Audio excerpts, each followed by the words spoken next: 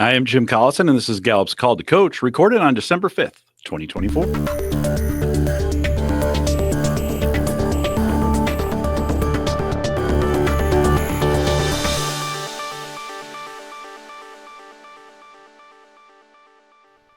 Call to Coach is a resource for those who want to help others discover and use their strengths. We have Gallup experts and Gallup certified strengths coaches, share tactics, insights, and strategies to help coaches maximize the talent of individuals, teams, and organizations around the world. If you're listening live, love to have your questions there in the live chat or there on LinkedIn. If you're listening after the fact as part of a YouTube or podcast, you can send us your questions, coaching@gallup.com. Don't forget to subscribe on your favorite podcast app or right there on YouTube. Hit that subscribe button or follow and review and never miss an episode. Liz Bagley is with me today. Liz is the Director of Strategic Licensing for Gallup.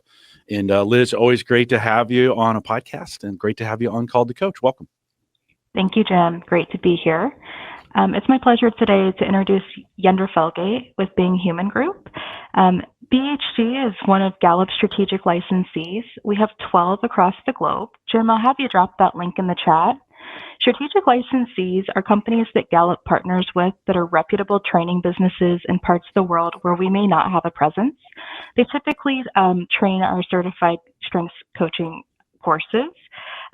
We've been working with BHG for several years now. In fact, they were one of our very first licensees. And so it's a real pleasure for me to be here today and that we get to hear from one of their clients. So Yendor, I'll go ahead and turn it over to you. Thank you. Fantastic. I appreciate it. And thank you, Liz, for that welcome. We're delighted to be here. And I think we're looking forward to sharing some insights in terms of some of the work that we've been doing. And by way of introduction, the work that one of our clients has been doing that I think just so exemplifies what I think Strengths is all about and what Strengths stands for.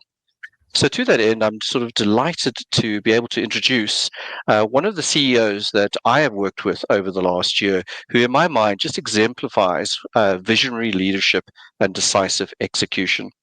He is currently reshaping industry in Africa's frontier economy by introducing transformational energy solutions in what he has come to refer to as threading the eye of the needle.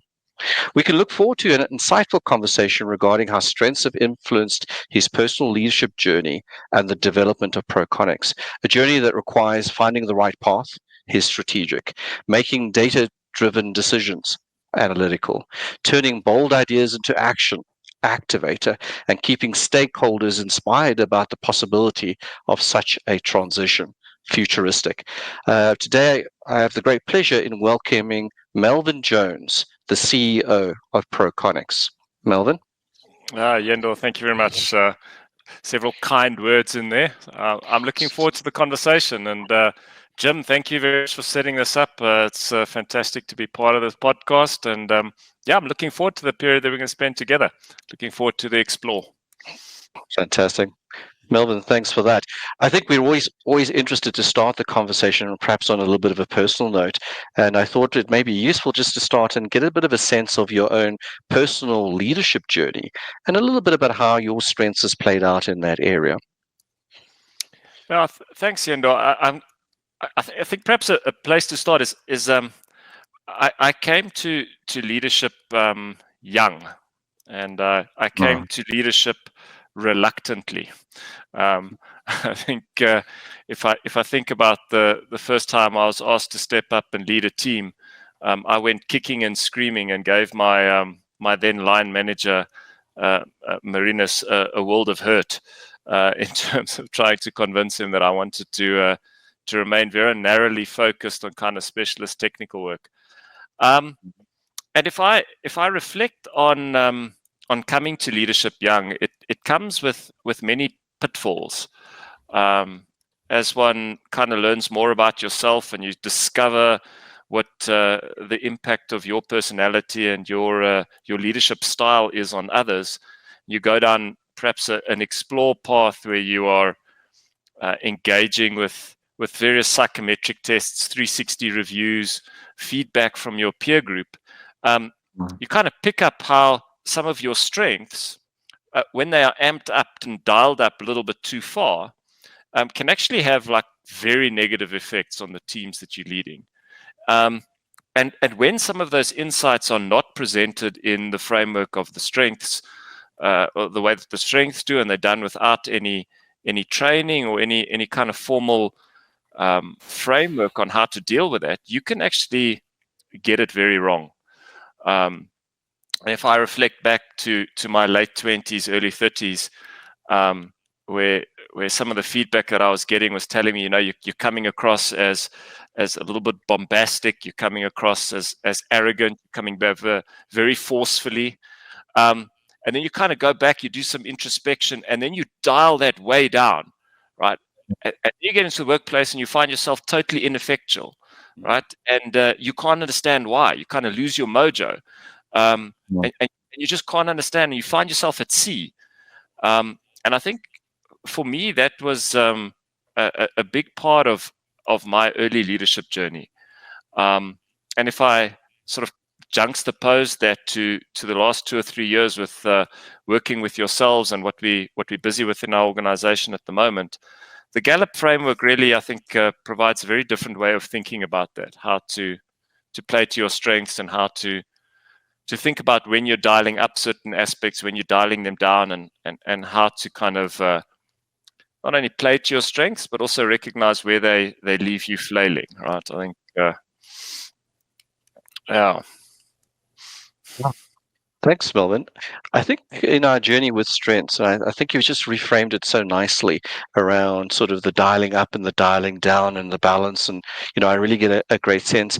If we look at your top 5, is there any one sort of strength that you sort of fallen in love with and you just so, that's your go-to as often as you can?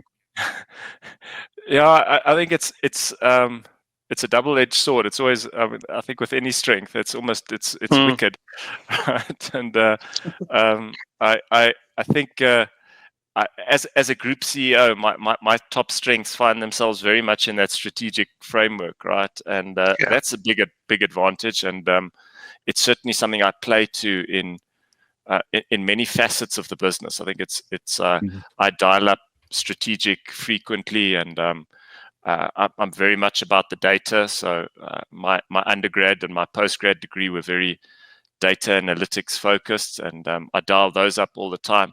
But getting results, I think, is always important. And so the activator strength is one I turn to pretty frequently. And I think one has to be a bit careful, because also when that strength is turned up really high, you can become a bit of a micromanager, right? You can kind of be tracking what's going on the whole time, circling around, activating and reactivating the whole time, and that can cause a lot of frustration. So one has to get that balanced. But it is something I turn to when we're wanting to drive results and make sure that we're getting going in the direction that we've set. Melvin, I want to follow up on that, because I think sometimes as leaders we think that, those, you say you're activator, I have activator as well. And I think, again, when I was younger, there may have been some moments where I committed to things too early, too soon, too often, and let people down. But then as I've gotten older in my role and in my journey on this, I figured out, how do I turn that overcommitment into a benefit, how does that? And so as I've developed, I put myself in roles to be able to say yes to things more often. Do you find in your journey, taking those things that in the past may have been a liability, not changing what you do, but changing the environment around you to make it more of a benefit? Can you talk a little bit about that? Yeah, I think, Jim, it's as one. I'm actually going to go and fetch it once again. I came to leadership young, right? And when you come to leadership at the age that I did, especially really senior organizational level leadership, your insecurities are almost as big of a problem as your strengths, right? And your ability to, as you say, commit to something and then have the faith of your convictions, right? To really carry through that which you have, sort of the path that you know that you need to go down. without second guessing yourself the whole time. I think that's really something that's come later, right? And if I could give and it's almost, these things are impossible, right? But if you could kind of give a note to your younger self and say to them, you know what the right thing is to do. You know that you've committed to the right course of action. Don't doubt yourself at it, and kind of commit and carry through, right? And I found that especially in the first sort of 4 or 5 years of being CEO, there's some mistakes that I wish I could go back and correct. Yeah. Well, but I don't think, and Yendor, you chime in on this too. I think we would shortcut our own development if we could do that. I know we can't, but we need those experiences sometimes to imprint, right, on our hearts. Like, oh, I don't want to do that again, or I want to be careful of that. If we avoided those experiences, I don't think we. And I know, Melvin, I know that's not what you meant in that, but I think Jim, right. Maybe I think, and it's by way of. I mean, one sees a lot of examples of iconic leaders, right? Successful leaders that when they step into a new role, they very quickly identify, who are the key people I need around me to make this a success, right? And what are the really bold steps I need to take in order to set that up to kind of maximize my chance of success. And that when you're starting out in your leadership journey, I think you're a lot less decisive on some of that stuff. And you kind of climb in and you muddle through more than I think. And despite the fact that, I mean, I'm very analytical, and you study theoretically, what the right answer is, right? So intellectually what it is you should be busy with, but to pull that off as a human being, that's a whole different thing. And just to loop in here, Melvin, I think we are talking hindsight, but I think at the moment, what's really stood out in my work with you is that compelling vision you have. That futuristic for me is just so clear, and I think it's a compelling narrative where that confidence, I think, now comes through, I think, very clearly. So that would be the sort of the one signpost. And the other one is, you probably don't realize this, but you are very mindful of your impact on others, especially around the activator. So I'd be just a little bit curious about sort of, how does the futuristic play in, and how do you moderate the activator in that sense? Yeah, so Yendor, I think Proconics finds itself it's sort of a how can I put it, as at like a crossroads in the industry, right? A crossroads in the world at the moment. We're, as humanity, going through a once in 100-year energy transition, right? Where large parts of our economy are decarbonizing, right? And irrespective of what your view on that is, this is a fact. This is playing out. I mean, economic cycles are driving down the cost of renewables all the time. And Proconics finds itself at the point where, given our project skill set and given kind of the industrial space we work in, we're right at that pivot point. So we're operating right there. And what we've said to ourselves as an organization is, this macro trend is playing through. We're well positioned to ride this wave. And the opportunity of a lifetime must be grabbed in the lifetime of the opportunity, right? So we really need to dive down. We need to double down. We need to be setting ourselves up to really maximize what's going to be transitional, right? Once this is played through and the economy's rejigged itself, that's not going to happen again, right? That's going to happen for perhaps a kind of a decade in our lifetimes, and we're set up to knock that out the park. And that, I think, is kind of the futuristic view, the strategic view, very sort of forward-looking in terms of we've been positioning ourselves for that for the last 6 or 7 years, and now find ourselves at that fulcrum. And taking a company along on that journey has been a lot of fun, right? And as much as that's sort of taken a lot of effort to get to here, I really still feel we're at the beginning of a journey, right? We're not kind of reaching a destination. There's still a lot of road ahead of us. Yeah. And just for the audience's perspective, Melvin, just give them a little bit of a context about why this transition or the crossroads that you face is just so important, I think, for the legacy and the impact you want to make and across the industry that you operate and in sort of our continent, the Africa development story.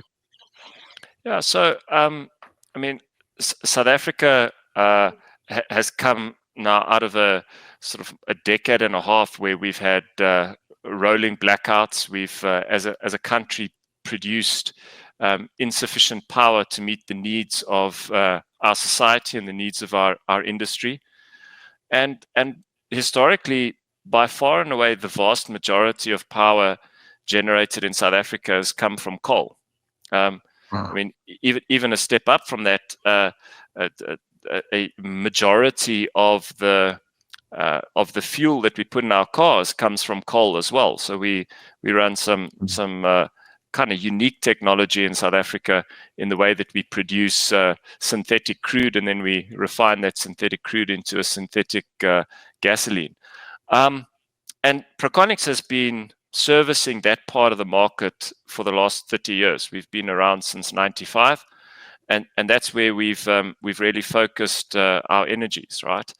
But as renewables and this deregulation of the energy market has taken place in South Africa, we've seen private industry step up and really take advantage of the reduction in the unit cost of energy that's coming from renewables. And that's done a number of things, right? That's disrupted kind of incumbents in the market. It's gone a long way to resolving our energy issues. So we have not seen rolling blackouts in almost a year in South Africa, and that's been on the back of that deregulation and that private industry stepping up.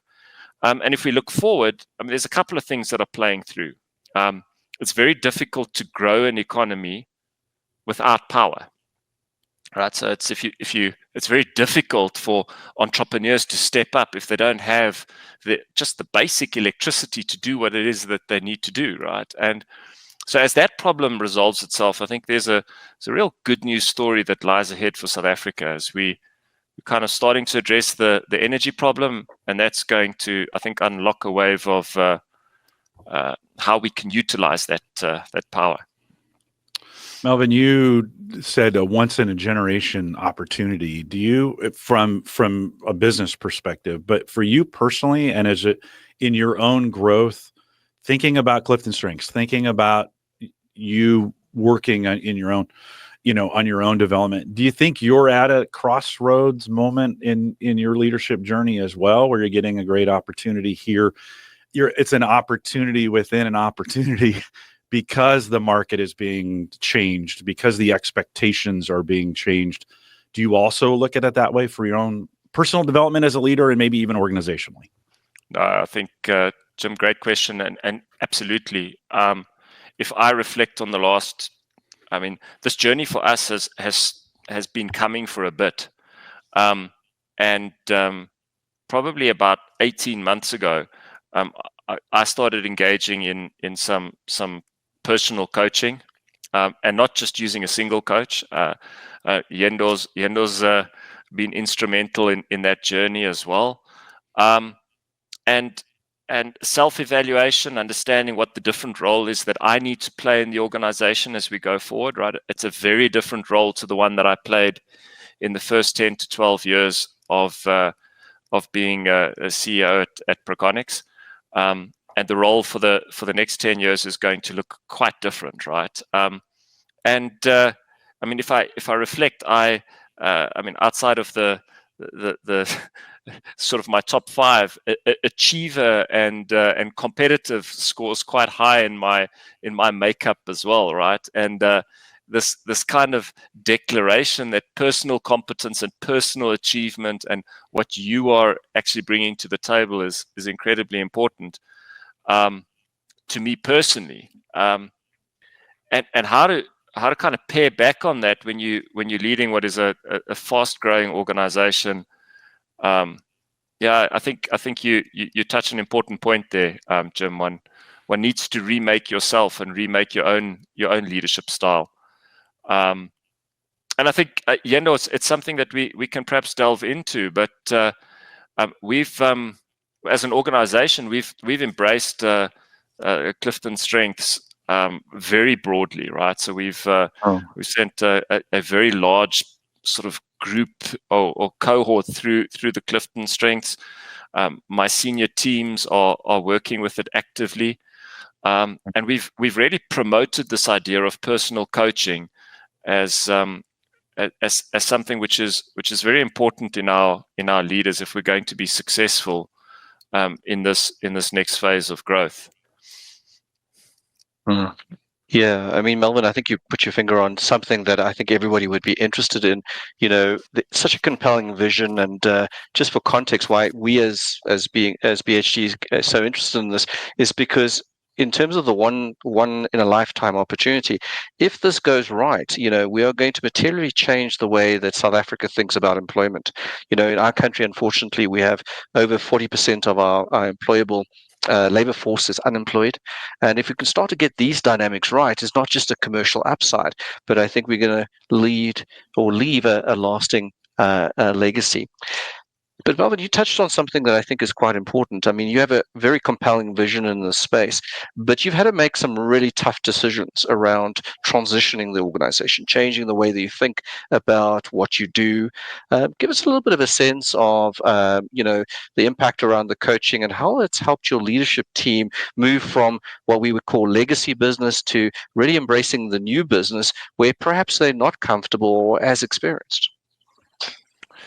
Yeah, I think there's many facets there, Yendor. I think the one thing is an organization like ours, it starts off by we're clearly not abandoning a large existing client base, right? And as much as this energy transition is huge and it's bringing massive growth and potential for the future, the old doesn't go away, right? And the old needs to be evolved into the new.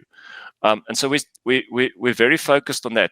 But at the same time, we need to step up for kind of being ready to tackle problems which look quite different to the ones that we had to solve in the traditional part of our business, and that has been tough, right? It's people are very invested in their careers, and if you've spent 30 years developing a skill set.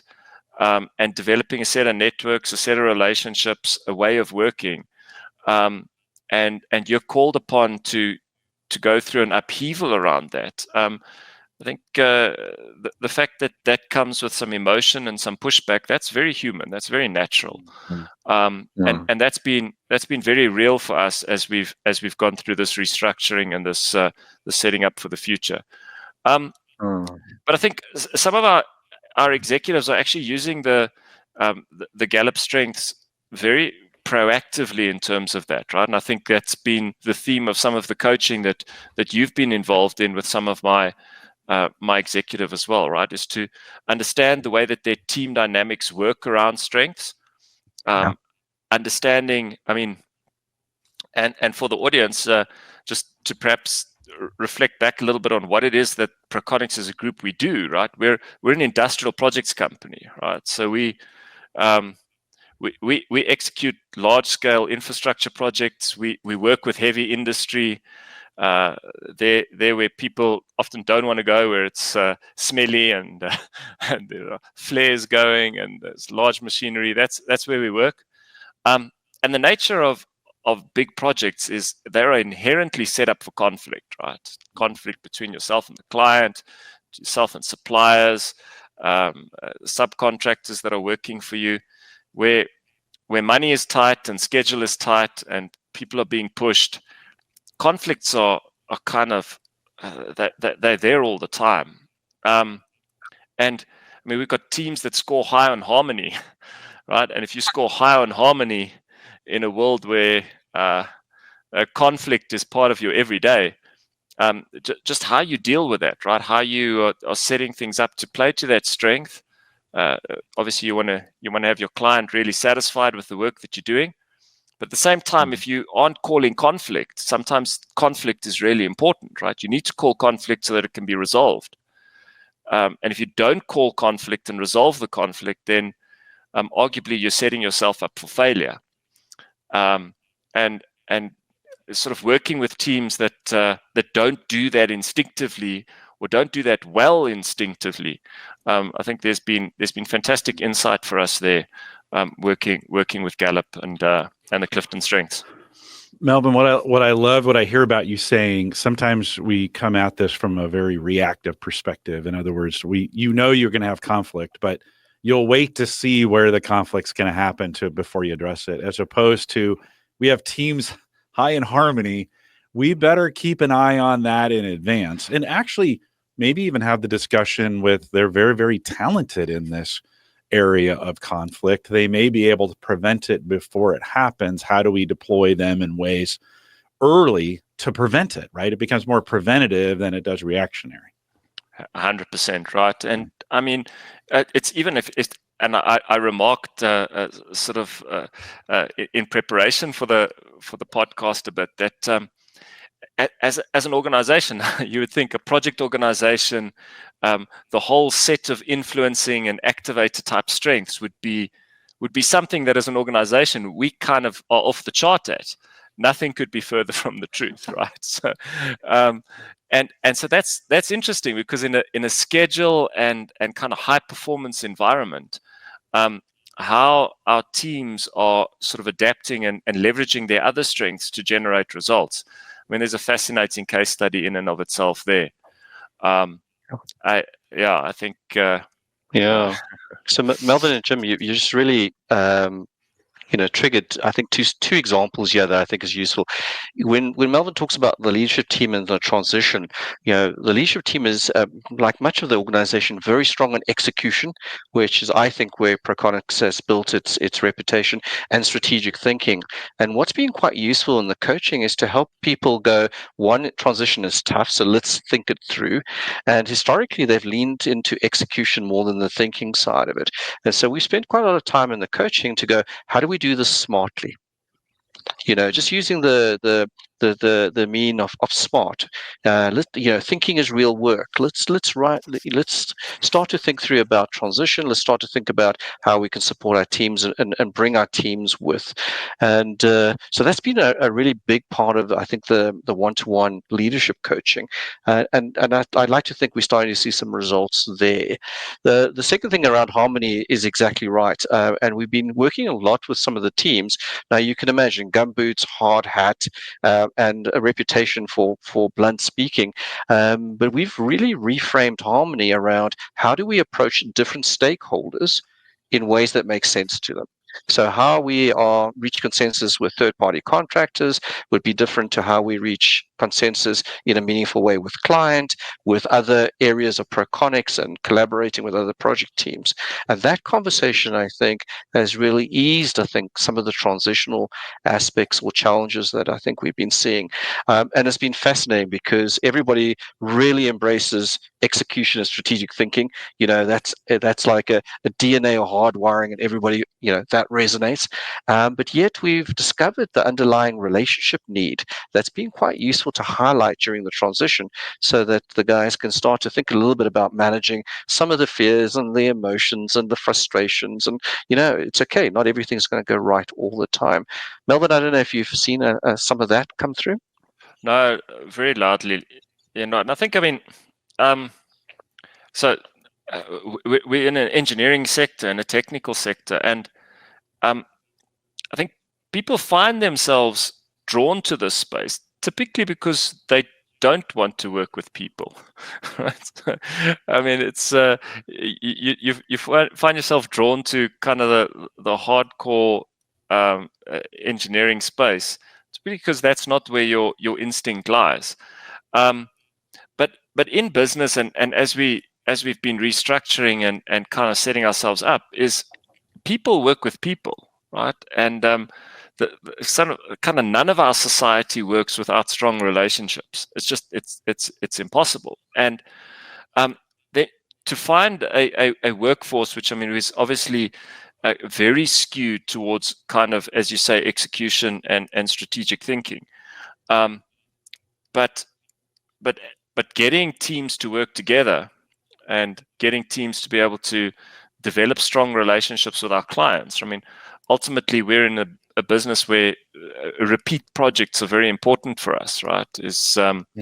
We need to be executing today's project successfully so that our clients are going to trust us to execute for them again tomorrow.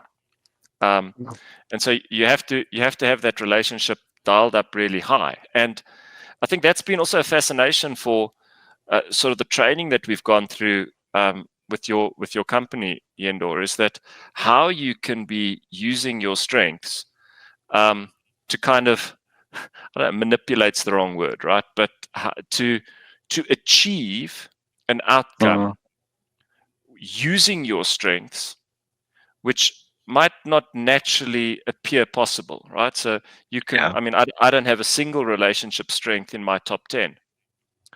And yet, if you wake me up at 2 a.m, I'd say I think I've got great relationships. But how you're compensating with your strengths, how you're dialing certain things up at the right time, how you're achieving that outcome using your strengths, I think that's been a big part of the training, right? And how you have to understand that it's essential in our kind of business to have strong relationships.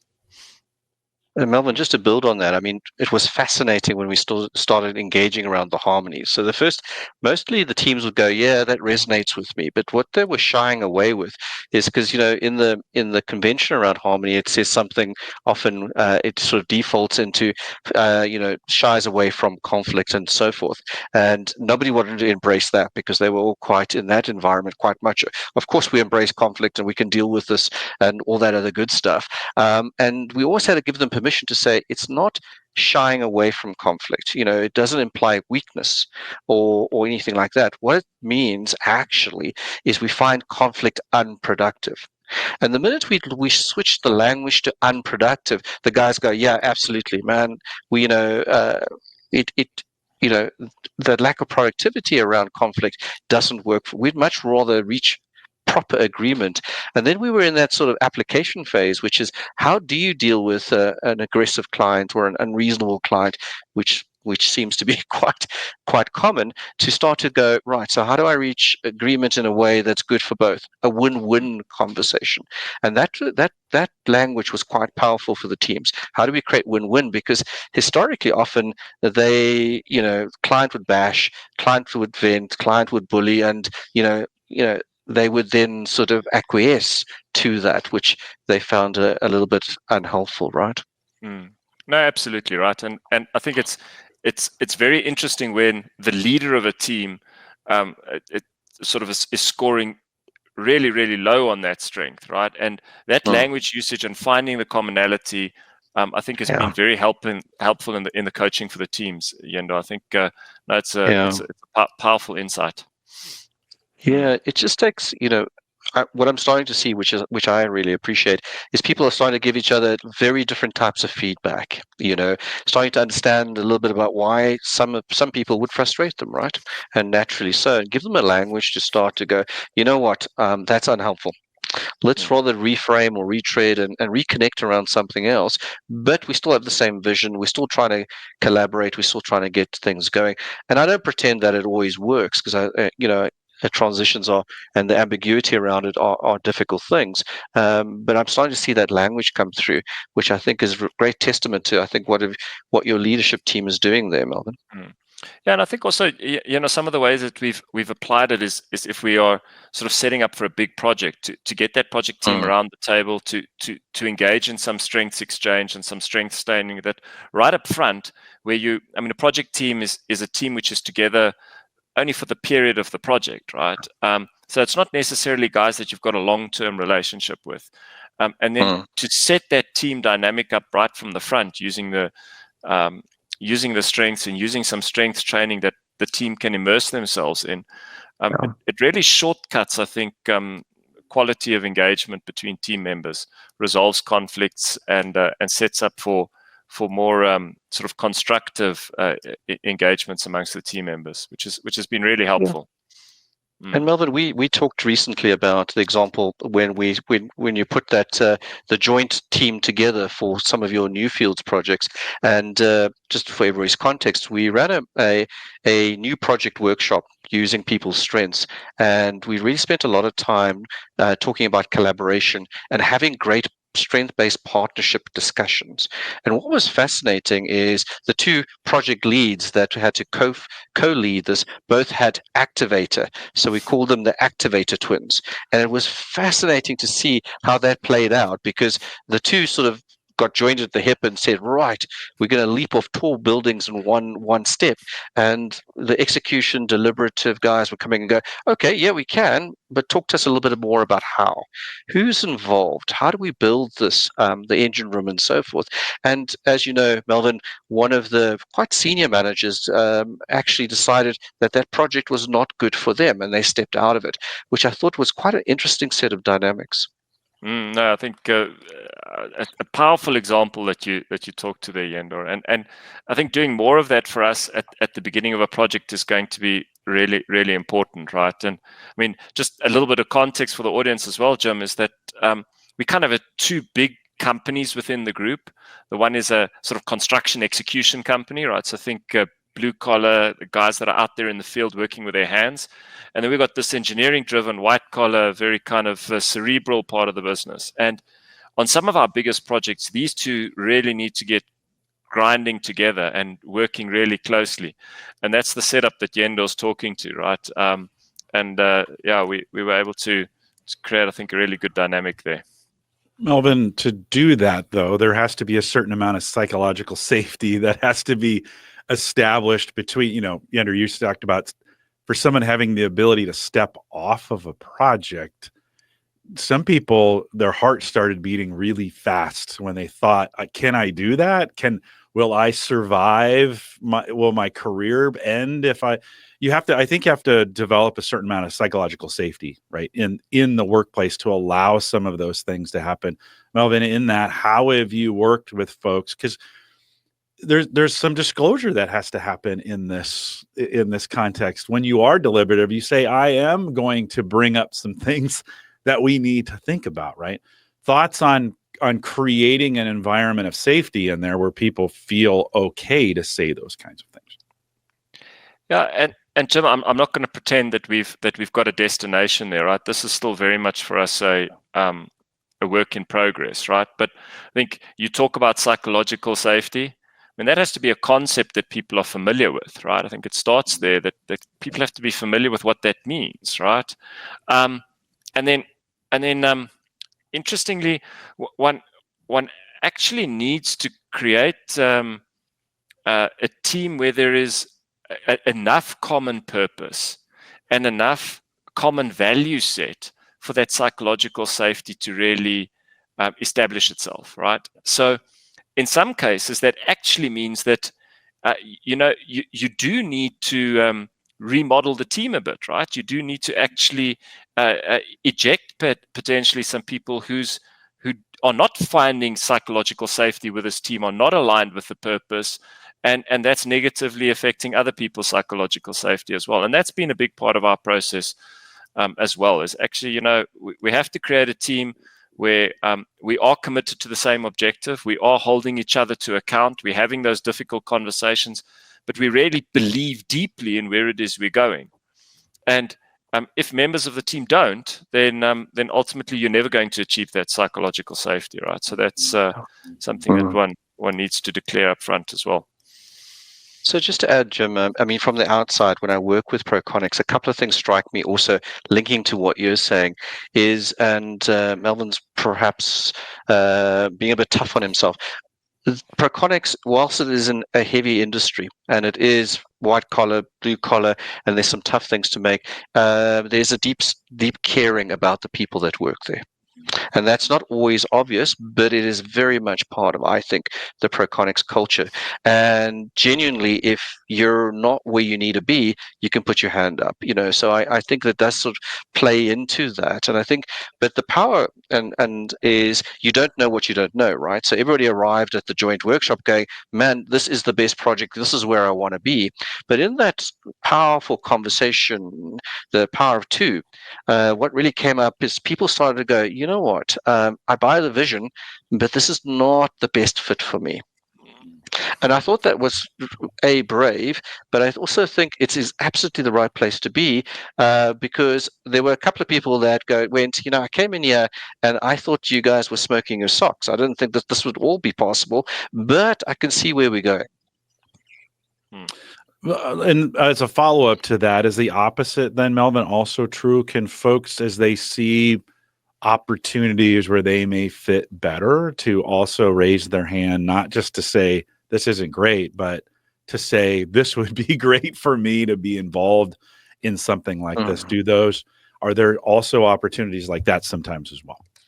I think, Jim, we're a highly intrapreneurial business, right? So the business today looks vastly different to what it did 10 years ago, and there are a number of examples of guys inside our business who I'd almost say have started many businesses inside our business, right? So have identified an opportunity, have said, this is something I'm really passionate about, something I want to run with. It's aligned broadly to what the business is all about, and have gone on to sort of establish sort of teams within the business, and are being sort of hugely successful today. And I mean, arguably that to a large degree is how we find ourselves where we are. So our ability to be operating at this fulcrum of the just energy transition is because one of our team members stuck up his hand and he said, you know what, my life mission is about the energy transition. That's what I'm all about. And I want to go and establish a part of the business that's going to be doing projects in that space. And we set up the environment where that was possible, and the rest is history. So no, I think very true. Jim, we always joke with the Proconics guys, be careful of asking, you may get. Yes, that is, be careful what you ask for, right? It often blends in. Although I love that, Melvin. I love that because it has to go. I think oftentimes it has to go both ways. If you're going to be a strengths-based organization, you both have to allow for folks to opt in and opt out. It can't be only an opt-in culture or only an opt-out culture, or however you want to phrase that, whatever fits the company culture from that standpoint. Melvin, how have you, as you think about your strengths rollout and the work with BHG and implementing that into the culture, what, as you look ahead a little bit, what are you looking most forward to as far as things coming up, or what are some opportunities, right, that could be there? Yeah. So it's actually it's a nice time to talk about this. Just yesterday, we've launched a brand refresh. Right, so just looking at our brand identity, looking at the way we're projecting ourselves into the market. Our current brand, as it is something that we've lived with for the last 15 years, and we're going through quite a major refresh of that. And it's our intent in the first 6 months of next year to really combine that change in the way that we look to the market with a introspection and a redefinition of what it is our culture is all about. And we want to be very deliberate in firstly articulating what is our desired culture at Proconics. What is it that we want to be all about? And to do that in such a way that it's measurable, right? That we can go and sort of say, to what degree are we achieving this desired culture, right? And I think with the strengths-based leadership, right, and sort of that articulation of what it is that we're all about, how it is we want to lead this organization, what it is that we stand for, and to be applying some feedback to that. I'm really excited about what the next 6 months are going to be all about, Jim. I think it's kind of a redeclaration of how we do things around here, right? What is it that we're all about? what would we like the brand and the organization to stand for? How are we going to be making people feel welcome? How are we going to be achieving results? So, yeah, excited about that. And alongside that, I mean, that's kind of sort of touchy-feely stuff, right? That's there's kind of a hardcore growth ambition that sits behind that as well. There's a wave of industrial work coming in South Africa, and we're kind of running as fast as we can to be set up to be able to execute on that wave. And that's coming with a lot of real hardcore organizational challenges.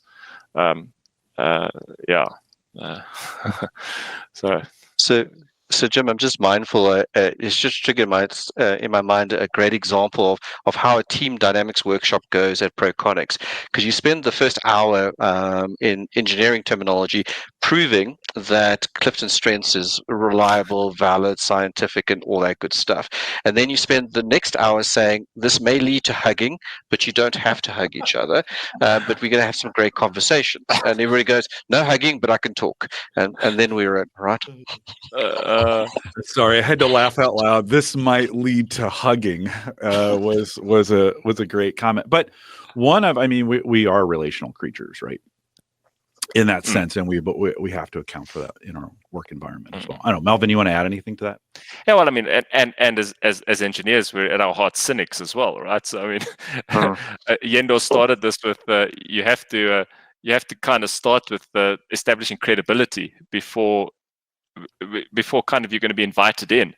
I can think of a couple of sessions, Yendor, where you've kind of had to field some really route one kind of feedback on establishing the credibility of the framework. But I think we're at a place now where we've cracked that, right? And people are actively embracing working with strengths.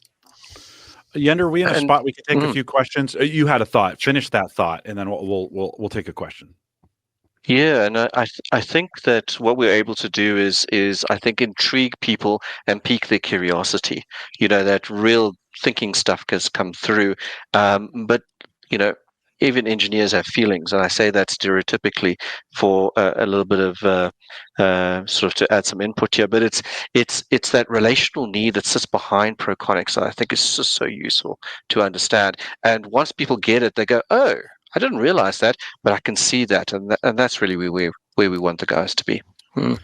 Melvin, we see in a lot of cultures and a lot of work cultures, we think about embedding CliftonStrengths or being a strengths-based organization, and we've got some guidelines around that. Well, oftentimes we say, everyone in the organization has the opportunity to take CliftonStrengths, and then we also say leadership buy-in or buy-off or support from that. And your organization, it sounds like, has both.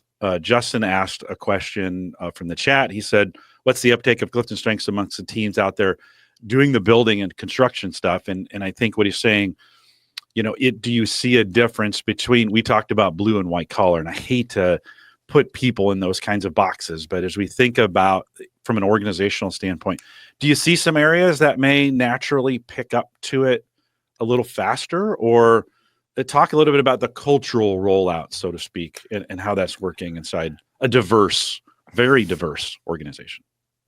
Yeah, I mean, it's perhaps a bit counterintuitive, Jim, and I think it does come down to the leadership. So in our construction part of the business, if anything, take up, I think, has been more enthusiastic. Embraced more wholeheartedly than it has in the engineering space, right? I think Justin uses the words the engineers who work at the desks, but the white collar space, kind of, you through the course of your career, I don't want to say get spoiled, but you do get confronted with kind of culture and psychometric type interventions pretty early on in your career, and often pretty frequently, right? There'll be various culture type interventions where I think in kind of the construction field-based side of artisanal and execution-based work, that's a lot less common. And our uptake there, I think, has been incredibly enthusiastic from the leadership team there, and that tells.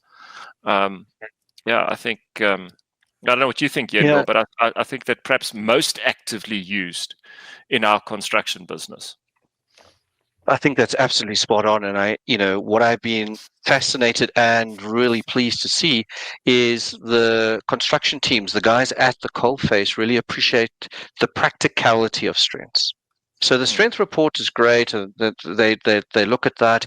But once they start to see and they start to appreciate the practical language it gives them, then those examples come. How do I deal with this person on this site?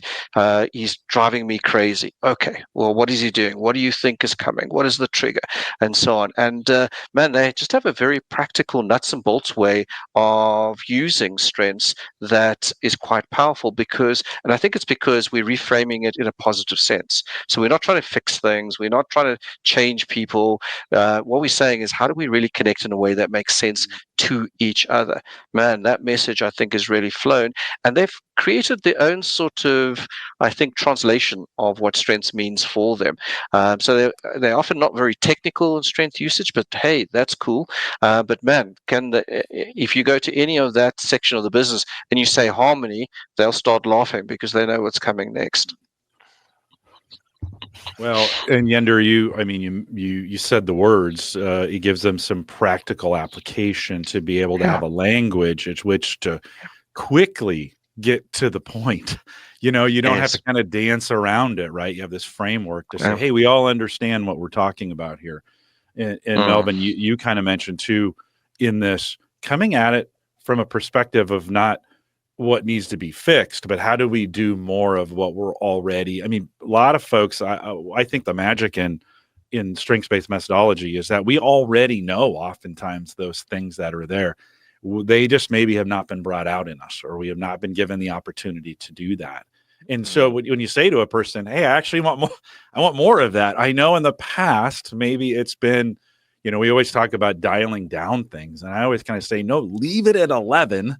And let's find you a role where 11 works really, really well, right? Melvin, you're shaking your head. You want to add anything to that? Nah, so I think one of my colleagues, he talks about as you go through your career, you need to build a dense kind of wireframe or structure on which to hang ideas, right? And hang ideas in a structured manner.